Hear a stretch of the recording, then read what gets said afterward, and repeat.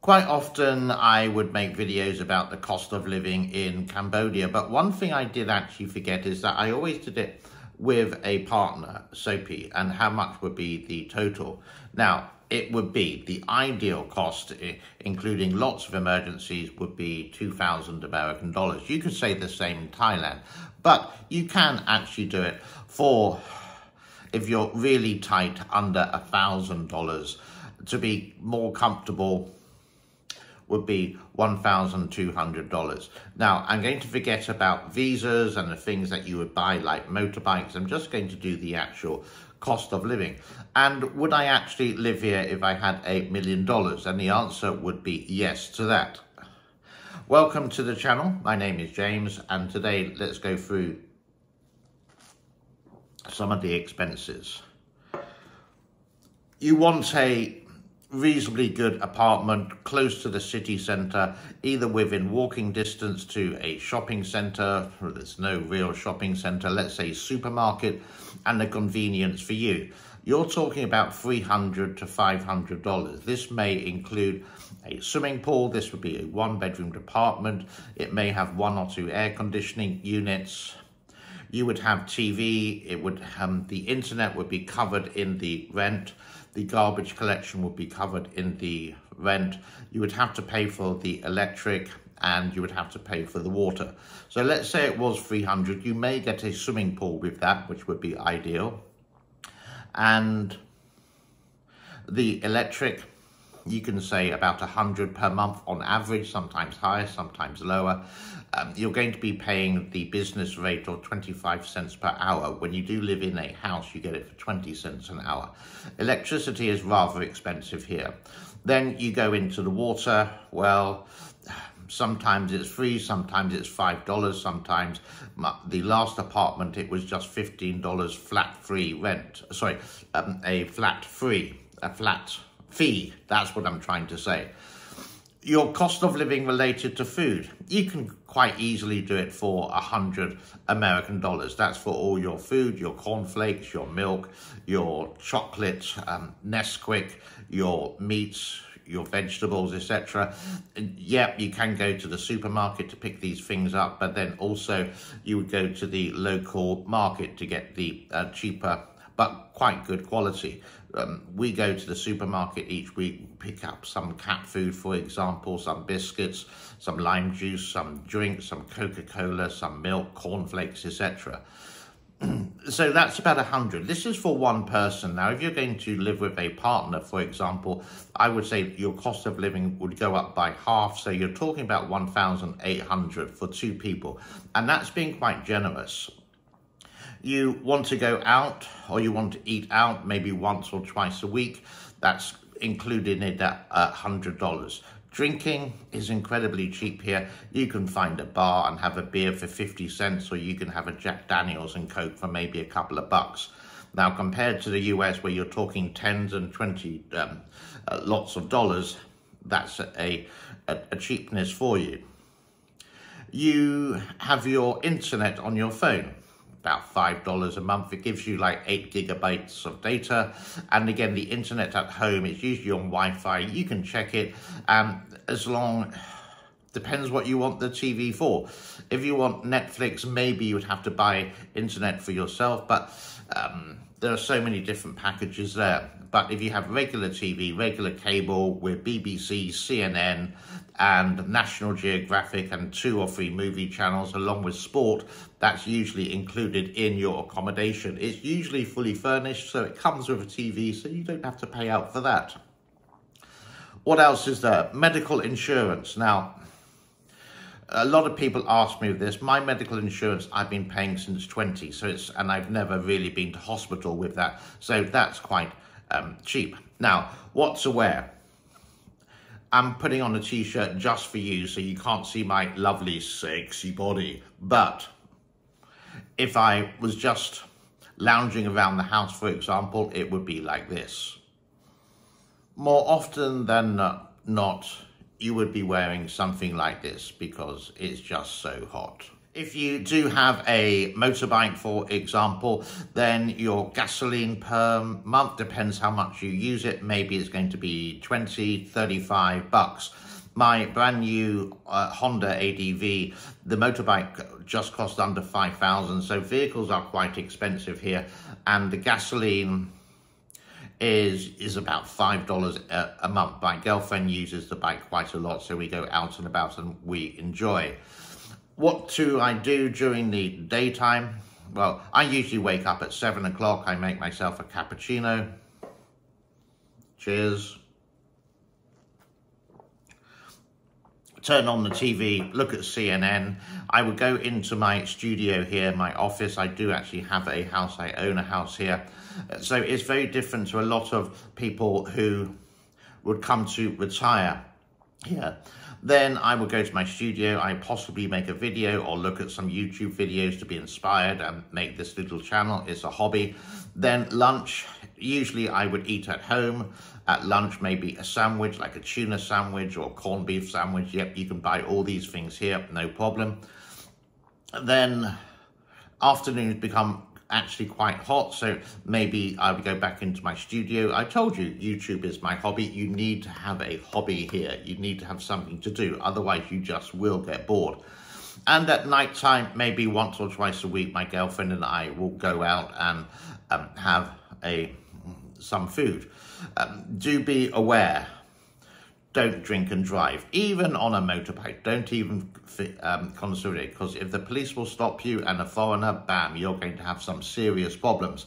A motorbike under 125 cc, you don't need a license, but always make sure you have the mirrors and please make sure you wear a helmet. If you don't, and there's a police check, you will be stopped and you will be fined. As simple as that.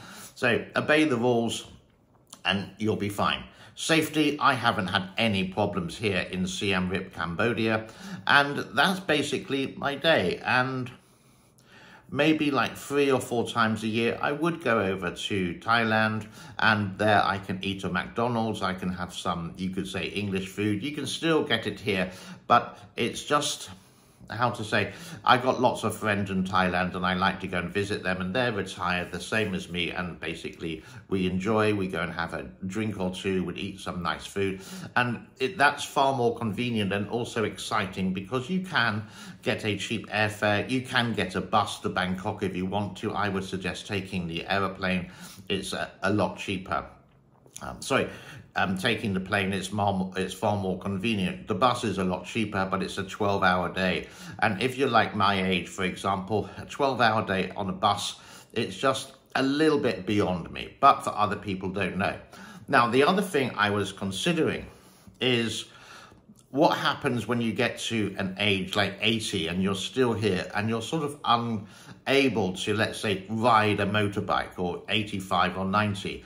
You would need some kind of carer, and that's when your costs are going to go up. Now, I could imagine that if you had 2 kind of carers, one would be medical and one would be like a housekeeper, this could be an extra $1,000 on your budget, which is something that I haven't really considered. I'm 55. I have a great partner who is, yes, younger than me, but in that respect, I have someone to look after me. Now, that may sound horrible to say, but these are facing facts. And if you don't have this, then maybe you have family members like your kids, they would be able to, I don't know the whole situation, but that's something to consider if you think of leaving everything in America. You're my age, 55, 60, you're a single guy, you want to come here because life is a lot easier, a lot warmer, just easygoing. Visas are not difficult, gasoline's quite cheap. If you smoke, well, you're talking about maybe $10 for 200 sticks or 1 carton of cigarettes. Whiskey, if you want a bottle of whiskey, Jim Beam you can buy for $15, maybe a bit more for 1 litre, for example.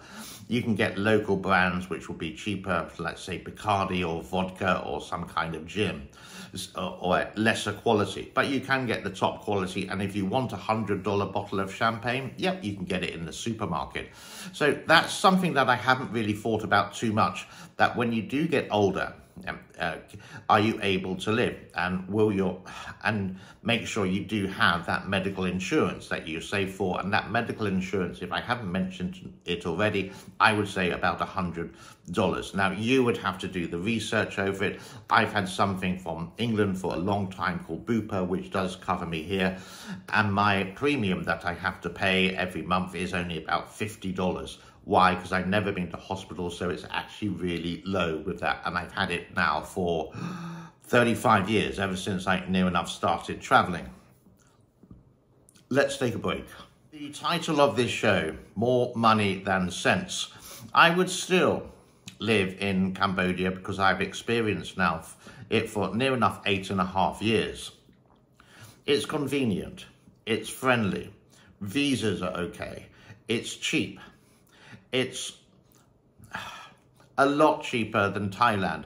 And Thailand now may be charging some foreigners tax on their retirement that are coming in. So you've got to see these countries do change. But at the moment, Cambodia hasn't changed for, you could say, 8 years, ever since I've been here.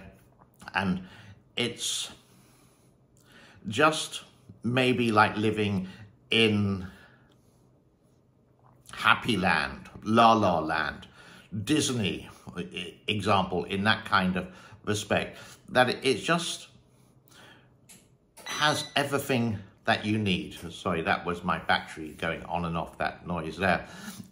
This city doesn't have a big shopping centre. You just have to know the individual shops. But near enough, you can get anything you want, apart from McDonald's. There is no McDonald's in this country. There are 7-Elevens, there is Burger King, there are Starbucks, and I do believe some Costas, but they're in the capital. The roads are not bad, but do take care when you are driving. Don't take your 125cc down to the capital, take a bus, or you can take a plane, which takes about 30 minutes. So, in a nutshell, to summarize, the cost of living here, you can do it for under 1,000, but that's being quite tight with yourself. 1,200 is okay, that's standard, but you may have to watch your spending when you go out. Ideally, it's going to be higher than that for a single guy. Yeah, and if you actually do decide to pack your bags before you go, before you do the final decision, go here for a month on a tourist visa. You can extend it for 2 months and see what it's like. You can stay in a hotel for $10, $15, $20 per night with a swimming pool. You can rent an apartment for 1 or 2 months, maybe, just to see what it's like. So don't just pack up your bags and go and say, oh my God, I really hate this place. Go and experience it. It's very different to living in Europe or living in the United States. But I would say there are far more positives as a retiree than negatives living in Cambodia compared to other countries like Thailand. I did make a video over just under a year ago as a retire in Cambodia, not in Thailand. And this got quite a few views. I don't mean to compare it to one particular city in Thailand. There's so many places where you can retire, but everything seems to be double the price.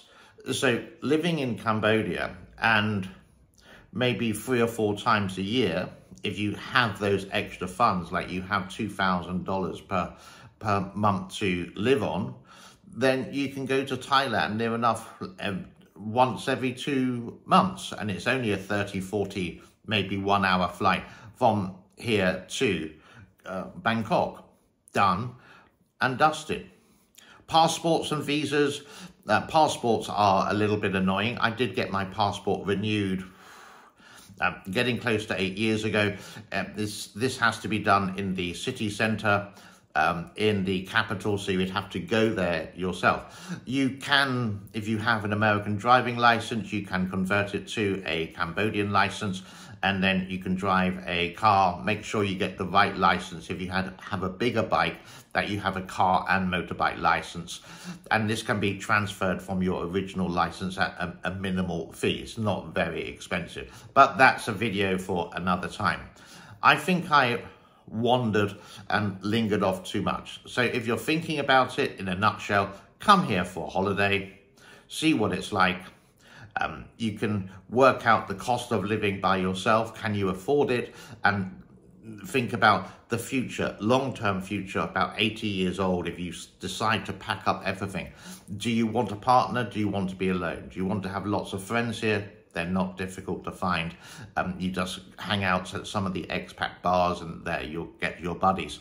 Sports, there's lots of sports here. Just outside the city centre, there is a golf club.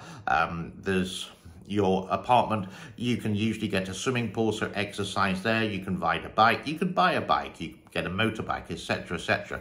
The list goes on and on. It basically needs you to get your backside here, see what it's like for a couple of months, and then make your decision.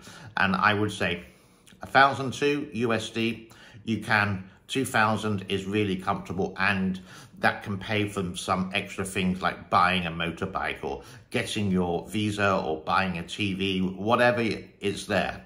And it is all available.